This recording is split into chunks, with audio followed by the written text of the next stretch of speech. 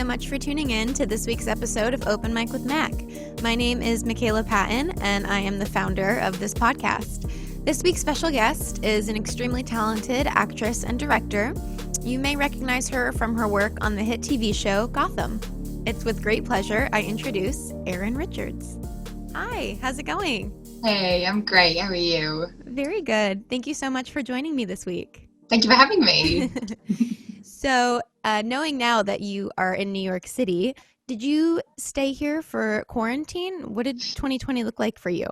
I did not. I was a little bit jammy. I went to the UK, to Wales, where I'm from, for about a month, and we quarantined there, me and my boyfriend. And then I went to France, and then I went to Amsterdam, Rome. No, what did we do? Amsterdam, Berlin, Vienna, Venice, Florence, Rome, Amalfi Coast, Greece, and then home. Oh my goodness. I basically just didn't do COVID. But incredibly, all of that was totally legal in terms of like, we only had to quarantine when we went to Wales, and then all of those countries by the time we did them had opened back up. So we never did anything that wasn't completely fine and allowed. And we were super careful, and we didn't get any COVID. So I see. So you're actually... Hopefully it didn't super spread. Yeah. Oh my gosh. So you're actually my first guest that's traveled internationally during this time. What was it like in other countries? Because I've only, experienced over here. I think we went at a really good time because it was just as New York was going kind of majorly into a lockdown. So it felt like we moved, because I think the way it happened is like Europe went really bad, and then it got better while America was going bad. So we sort of popped over there for the bit where it got better, but now it's bad again. So I feel like I kind of have been in the right places, but it was fine. You wore masks all the time on public transport and in shops. There's various parts of Europe that haven't had it so bad. So like the Netherlands are pretty chill about stuff. So we didn't really wear masks too much there. You could kind of be outside and on your bike and not wearing a mask and that sort of stuff. And we just stuck to whatever rules was in whichever country. But it was actually kind of surprisingly easy and fun. That's awesome. I'm jealous. I also feel really bad though. I'm like, not the greatest. Lucky. I know. I feel like over here, at least in New York, it's been like never ending. Now we're not so much in quarantine. Things are kind of going back to, I guess, this new normal now. But it did feel like 2020 lasted forever. Yeah. It did. It felt good coming back. I feel like everyone seems to be wearing the masks a lot and being socially distanced a lot. And I think of all the places I've been, New York is the best so far for mask wearing. Because the UK, very strict, yeah, which is great. And like the UK, like I remember when I went, like when we were traveling, I'd go into a shop and you'd be talking, obviously not in I'd be trying to speak like broken French or something, and the person wouldn't understand me, and I've got a mask on, so I'd pull my mask down to tell them what I was saying, and they were fine with it. They were like, really? Cool. And then I got back here and I was in a shop and I like pulled my mask down because somebody didn't understand me, and the woman was like, put your mask back on, and I was like, okay, sorry. So with all the traveling that you've done this year, how have you managed to stay creative? Because you're not only an actress, you are also a director too. So what are things that you've done to keep those juices flowing? So I have been writing, which was really wonderful. I was quite lucky. I got booked on a pilot just before the lockdown happened. Like literally we were halfway through filming it and then we got locked down. So we never finished it, and it's not going, unfortunately, just because, it got finished and also, whatever reasons. So, but they essentially kind of held me for a very long time on that. So I was sort of like in work over the pandemic, which was a really fortunate thing. But during that time, and once that had finished, I was writing some TV pilots. So I wrote 2 TV pilots, one by myself, one with my boyfriend, and then also a film that I had bought the book of. So I'd optioned the book before the pandemic was even a thing, and the book is about a pandemic. It's a horror movie about a pandemic. So I couldn't actually write that during COVID because it was so intense, and it was so much to go through it and try and write it at the same time. So I passed that off to a writer called Chris Freeman, who's currently still at sort of second draft on it. So that was so I actually ended up writing 2 pilot comedies because I couldn't handle the kind of intensity of writing it's like a sci-fi horror. I don't blame you. Yeah, it's a lot. So I wrote a comedy. I won't say what they're about, but yeah, I wrote 2 comedies. So hopefully they'll at some point be made. And yeah, that's so exciting. I'm excited for you. Thank you. So going back to you being a director as well, this has stuck with me for a long time. So you directed the season finale of Gotham, season 5. Technically not the finale. I directed the final episode we ever shot, but we shot them out of sequence. So it played as like episode 9. Gotcha. So when you were directing your episode of Gotham, I thought it was so cool because I had never worked with a director that had allowed the cast and the crew to take time out of their day to sign up for yoga sessions. There were meditation sessions and massages. That was like the most awesome thing ever. So, yeah. That was the final day. It wasn't massages every day. No, not every day. But still, I had never worked with a director that did that. And I think that's so important, especially with what we do, to kind of take a moment to decompress because we are at a very, a high level of stress with our jobs. So I wanted to ask, was yoga maybe a tool or a trick that you used to stay positive during this time? Or what are some tools that you use to get through? Yeah, 100% yoga. Yoga to me is kind of similar to meditation in that you're sort of focusing for an hour and a half on one specific thing, like your breath or your movement. And that in itself is so good for the nervous system. So I've also been meditating, I try and meditate for 20 minutes a day. I actually just came back from a transcendental meditation teaching where it was my first one. So that is 20 minutes twice a day. And it's just so good for you. It's so good for your digestive system. It's so good for your brain, for your, kind of states of happiness and your anxiety levels. So I would not have gotten through this time without that. And I can tell, if I don't meditate for about 2 weeks, then I can tell my moods, everything fluctuates way more, and it's much harder for me to stay kind of calm and anxiety free. For sure, I can see it so quickly. So yoga is the same. I could yoga all the time, and it would do the same for me as meditation. But meditation is kind of delivers it a bit quicker, really. Yeah, as well. Love that. Yeah.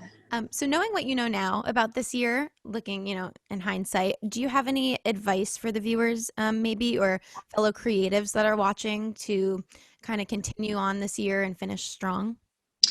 Oh my goodness. I guess, I guess it would be give yourself a break. Yeah. We're going through the craziest, most unique time that anybody's ever been through. There's no rule book.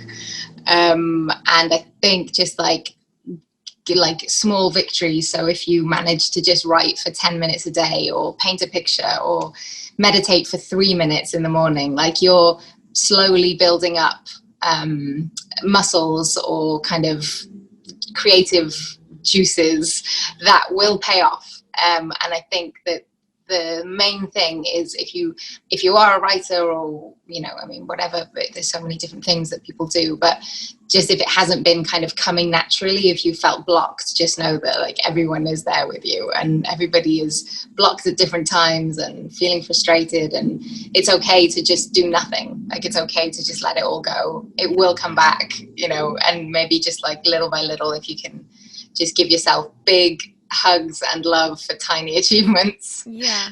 How I've gotten through.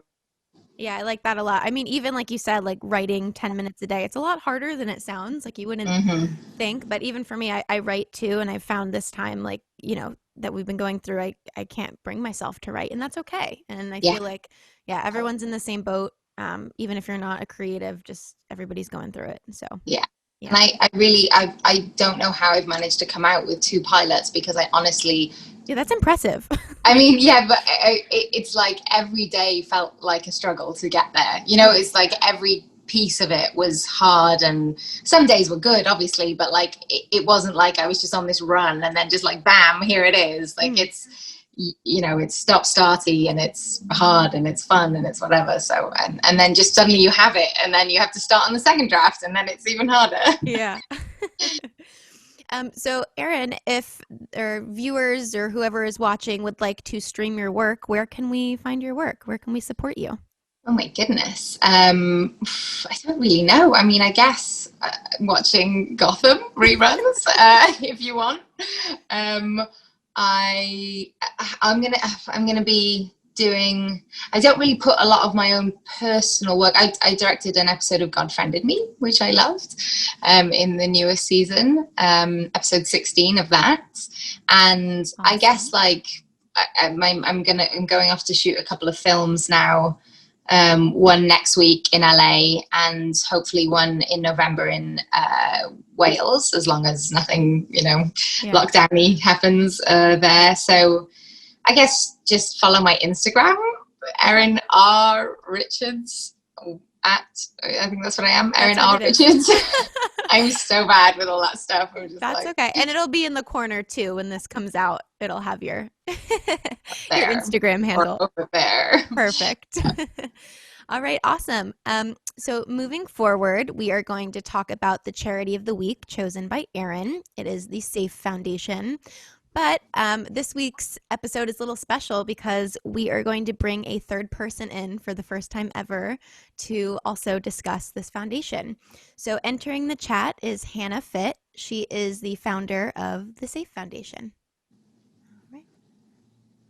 Hopefully this works. Drum roll.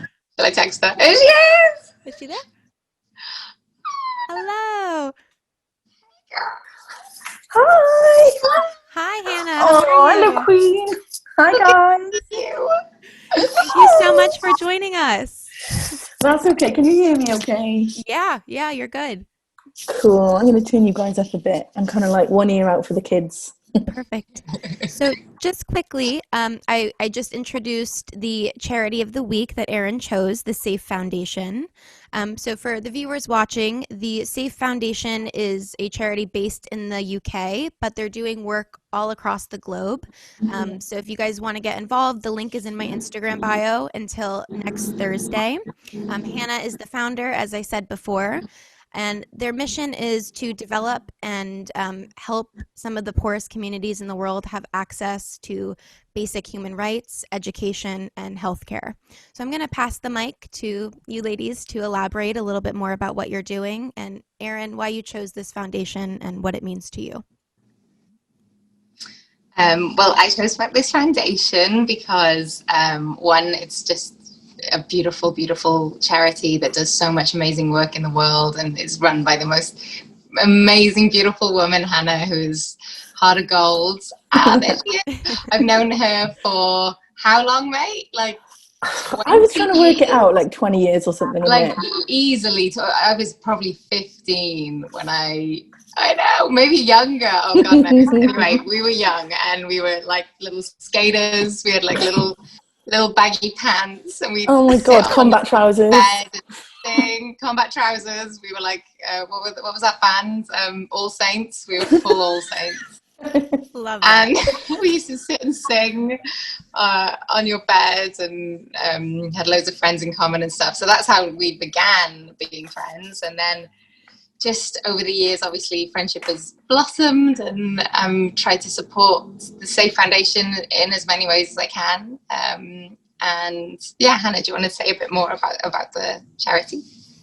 Yeah, I do, but you do literally have to shut me up because my thing is banging on. You are fine.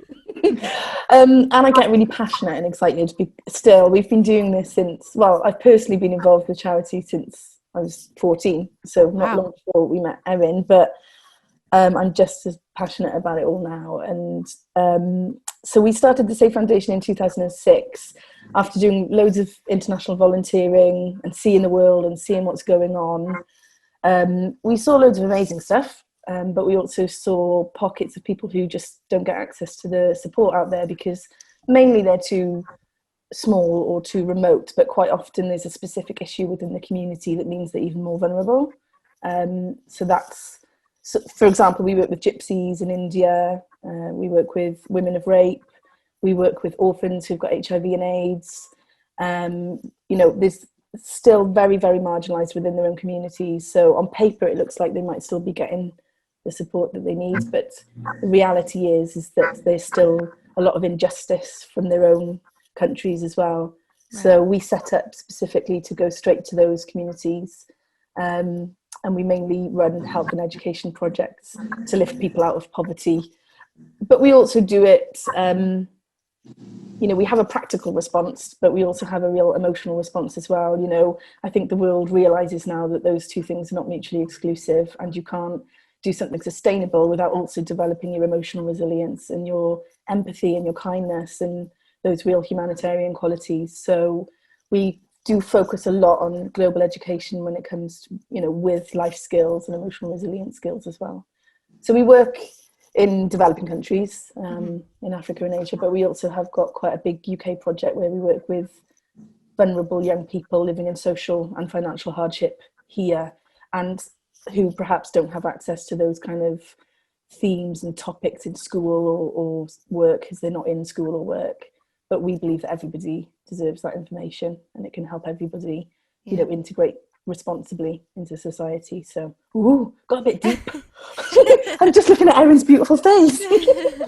Well, that was perfect. That was very informative. I want to ask, I know this is a very broad question, but are there any misconceptions about, any of the topics that you just touched on, education, basic healthcare, human rights? Gosh. This world is misunderstood. We are used to tackling misconceptions about the communities that we support. That's why we support them. Right. So we do try and raise awareness of their specific issues and this plight of injustice anyway.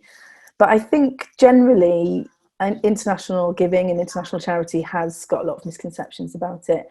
People, think charity begins at home. They don't realise that helping impoverished communities all over the world has got a direct benefit and a direct impact for us too. And quite often we face sort of challenging attitudes of, why should I care? And I bet only 1 penny of my pound actually gets to where it's going, and all of that sort of stuff. So we knew we'd be up against that. And so we 100% of any donations and fundraising activities goes directly to the projects. We don't take any for overheads, which is a risky strategy because I've got to pay my mortgage. But we don't compromise on that. It means we have to work a little bit harder, but we want to challenge that misconception as well. And I suppose that everyone working in a management level in charity is sitting on a massive salary. That's not true.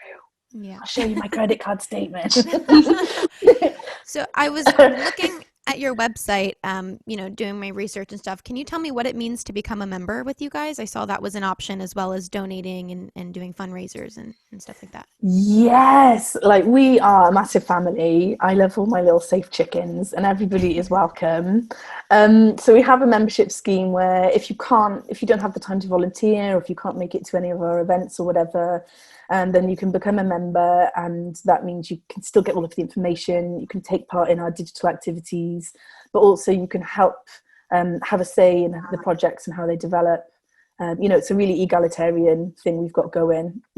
People think it's me because I like to talk, but it's not. There's a whole community of us that help, have a say in, and that's really important to get as many voices heard as possible. And that's what our members help to do. But and so we just, everybody that gets involved, we are committed to giving cultural sensitivity and global education training, whatever level they want to get involved in. It's part of our philosophy, and it's how we think people can, really learn about themselves, but also how they can instill those values in the community as well. So, becoming a member has got a lot of benefits for our beneficiaries, but also for the people getting involved too. Mm-hmm. Just to tie in, we were talking earlier, Hannah, about meditation and yoga and stuff, and there's this there's an idea within the yogic tradition which is about the fact that when you give, you're actually giving to yourself. The amount of love you give out, you get back, and it is so obvious to me. I'm always so grateful when I get to give money to somebody, like especially if it's like one-on-one, and like through Hannah, you know, people are able to see and influence where that money is going, where those kind of charitable offerings are going in the world. So it's like you get a direct line to those people, and it fills you with so much love. Like it's so sad to me when people are like, oh, you know, don't give people on the street money because they'll just buy drugs. Yeah. And it's like, have you ever actually like sat and given someone money on the street? Like, they are so grateful. I kind of don't care what they're doing with their money. It's like that moment between two people where they're like, thank you, and you're like, thank you, and they see that you see them as a person in the world who needs something. It's like, it daily fills me with so much joy to interact with people like that. So. And giving is not finite, and it's not prescriptive. We've all got enough to give. We don't have to bargain it off with anything else, you know. And if you can give money, that's great. If you can give time, that's great. If you can give your energy and your love, that's great, you know. There's no rule, but giving is great for your mental health. It's great for the world. It's great for the people you're giving to. There is really no bad thing about getting involved in, you know, humanitarianism and giving and yeah. And we say that our dads went together, didn't they, Han? We can't talk about your dad because I've got a little bit of a crush on him. What? Hi, Alan. Alan Richards. Alan Richards. Strikes again. Our dads had a bit of a bromance in Uganda, which made me feel very uncomfortable, but strangely intriguing. I love that. But they're great, you know. But that's the thing, is our families have been really important in installing those values in us as well, and that's really important because our dads, who in their 60s went to Uganda 2 or 3 years ago together, have not given up on following that part of themselves. And you know, it's not just for any people, it's not just for naturally giving people or people who like to go to festivals, or you know, it's for everybody, this kind of thing. And his experience with the Safe Foundation out there was so beautiful. He came back just so full of happiness and love, and he'd been building bread ovens, was it, for he was building bread ovens and teaching social enterprise.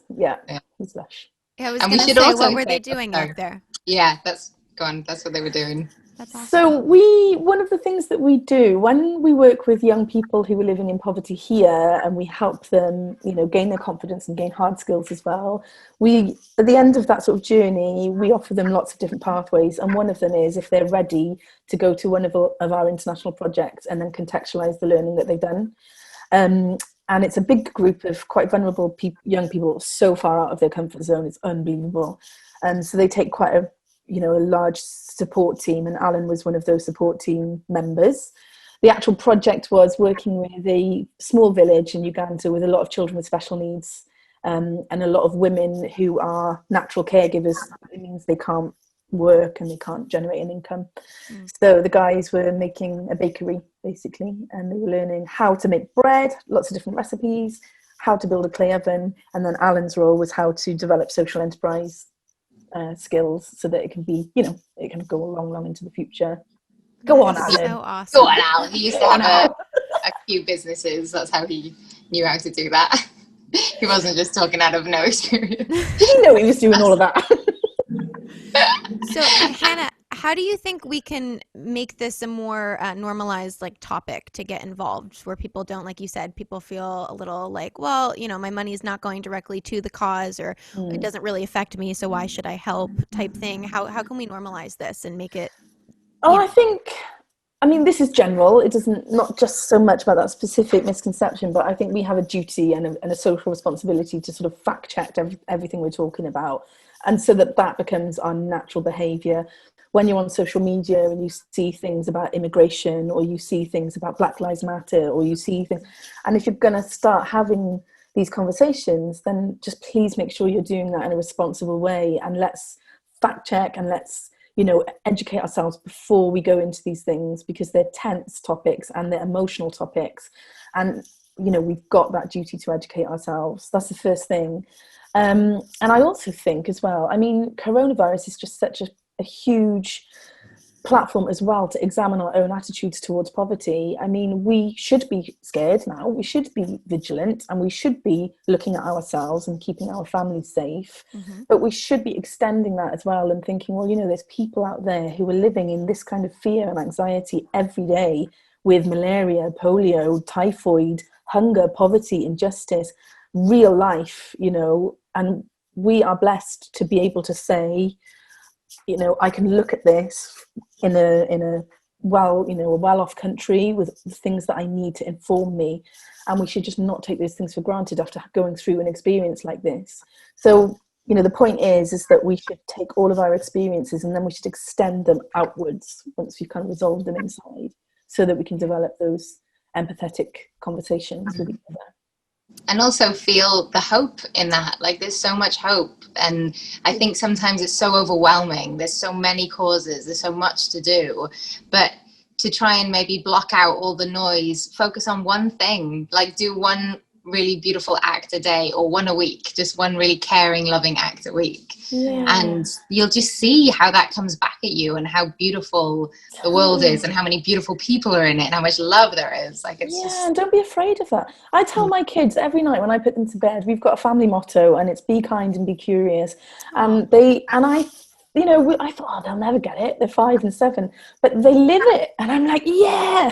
And it doesn't take that long to start living those values, They're natural to us. We've just conditioned ourselves out of them for some reason. We've been blinkered, but they're natural, they're in us. And so just listening to that conversation inside us is really important. For sure. I love that you tell your kids that. That's great, I think. Yeah, and then they carry that with them. One. I'm like, can't I go to sleep now? And then shut up. Shut up. No, they're lush. Amazing. So Hannah, is there anything that we haven't already touched on that you want the viewers to know about this foundation? Do you know what? I really want people to know that the stigma of charity is sort of going out of the window now. I just want people to get in touch. If they get in touch, come down. We're real face to face. We're not some CEO sitting in desk somewhere in a faceless, nameless office. Even if you're in America or wherever you are in the world, we speak to people one-to-one. Just follow us on our socials, donate if you can, but get involved in another way. I mean, it all makes people think really, what difference can I make? Just me on my own. But, it really, really, really matters. Just these conversations matter. And so I just want to urge people to check it out, really. Get in touch. Can I ask a question, Han? No. Why did you call it the SAFE, and nothing too personal? Why did you call it the SAFE Foundation? Oh my God, that's hilarious. It actually is an acronym. It stands for Support, Aid, Fun and Education. First of all, were you like, I want to call it SAFE? How can I do this? How can I be... No, but you know what? So, Mac, you might not get this, but I'm from a town that has a bit of a reputation. Okay. If you watch Gavin and Stacey at all, I'm from Barry, and some people in Barry are like, safe, and so safe go. Yeah, it means how you doing, or like you're good, like you're safe. Like if someone's safe, you're safe, right? You're safe. But actually, it's what we want for all of the people involved. We want to keep people safe. We want to keep them happy. We want to support them, and so it kind of ticked all the boxes, really. Love it. All right, and same question for you, Erin. Is there anything that we haven't already talked about this charity or about yourself that you would like the viewers to know? Oh, goodness. Just that I love everybody. I really do. Such a pleasure to get to come on here with you as well, Meg. Thank you for this. Yes, thank you both for joining me. It means so much. And going back to, what you guys were saying about there's so many different charities and causes, it could be a little overwhelming. That's why I made this podcast, because I feel like especially at this point in time that we're in the world, it's overwhelming. When you go on social media, there are so many different things going on. It's just really nice weekly to sit down and hear from a new person, a new artist, about what they're passionate about and how we can just help the world a little bit, Yes. Also vote. Voting is important. Please vote. That's coming up. If you're in America, register to vote. Please vote. All right, ladies, thank you so much. And again, if you guys want to check out the charity, it'll be in my Instagram bio for a week until next Thursday. It's also up above. And if you want to give Erin a follow, her Instagram handle is right there. All right. Thank you, guys. Stay safe and healthy. And thanks so much. I love guys. Bye.